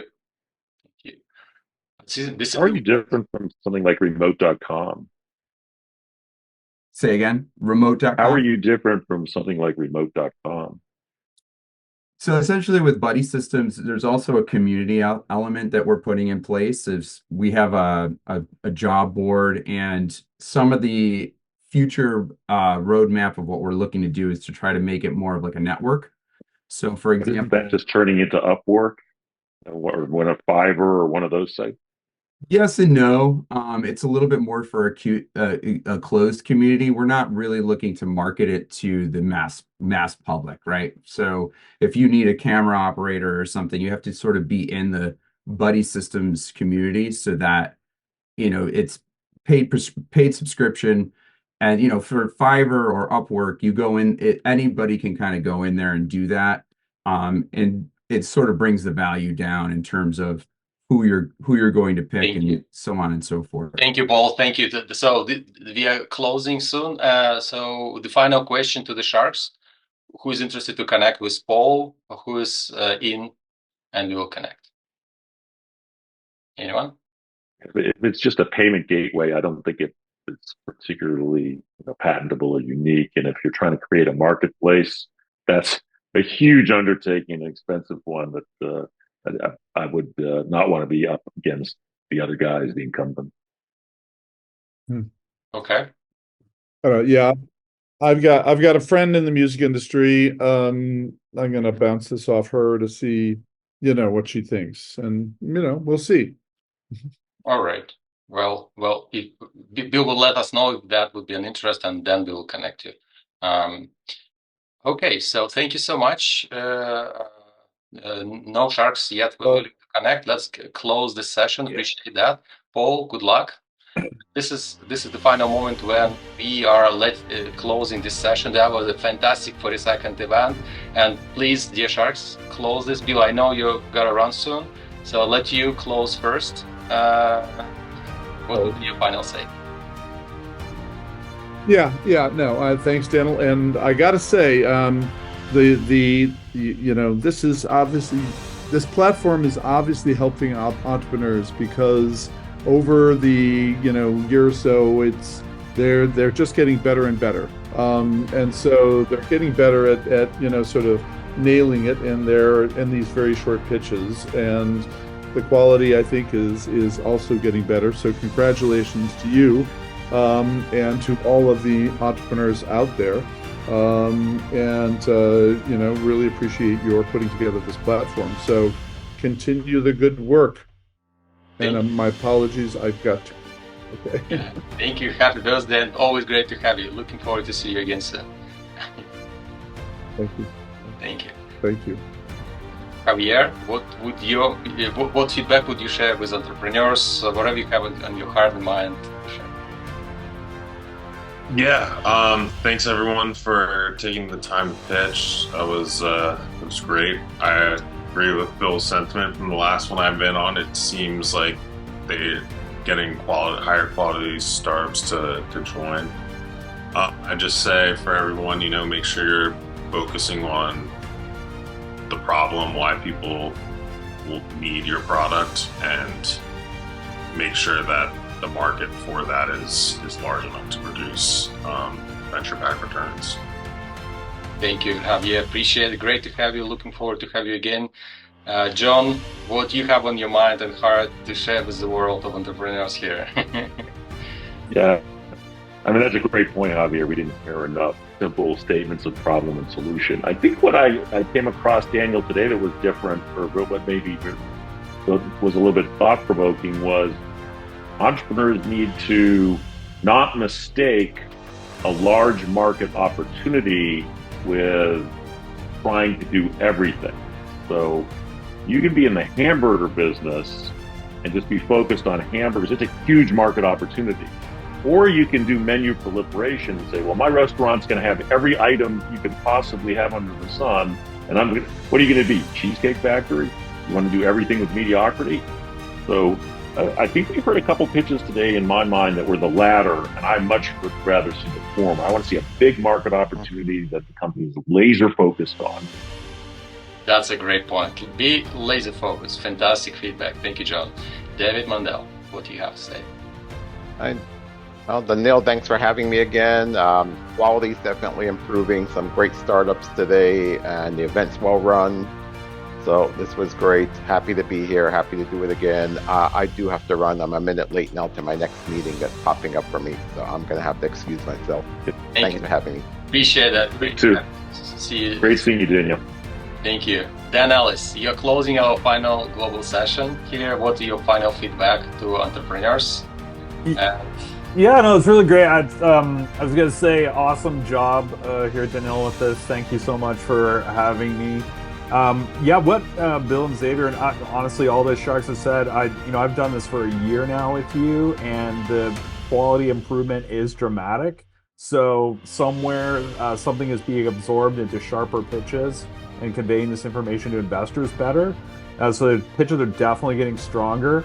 And I would say kind of my feedback is for entrepreneurs that are pitching capital allocators in this space, the venture space, is really understand what makes a venture backable business and what makes you investable and what is going to appeal to capital allocators in this space. So kind of know the difference between what is like a lifestyle or a local business versus one that has the capacity to achieve like hyper growth and go after massive markets. It's really about having a creative and differentiated product that's going to lie at the intersection of a big problem and a big opportunity. Overall, like some really strong pitches today. So thanks for the invite, and thank you to all the entrepreneurs, and best of luck in your ventures. Thank you so much, Dan. Great to have you always. And thanks everyone, investors, startups, for being with us. We made this again a great event. If you wanna see me in person, you can meet me at the Startup Grind. I'm gonna be there in Silicon Valley, so I'm living here in the Bay Area. But also then Ellis is planning to be there, so maybe you could catch up in person and shake our hands. Thank you everyone. This is the in the chat I posted our contacts, my team contacts. You can schedule a call, give us feedback, and please support us on social media, share, repost, so we don't have to make this event, keep this event free all the time for you, and make this an opportunity for entrepreneurs to access great investors like you had today. Have a great rest of the week. Take care of yourself, and we'll see you in 2 weeks. Bye guys. Thank you.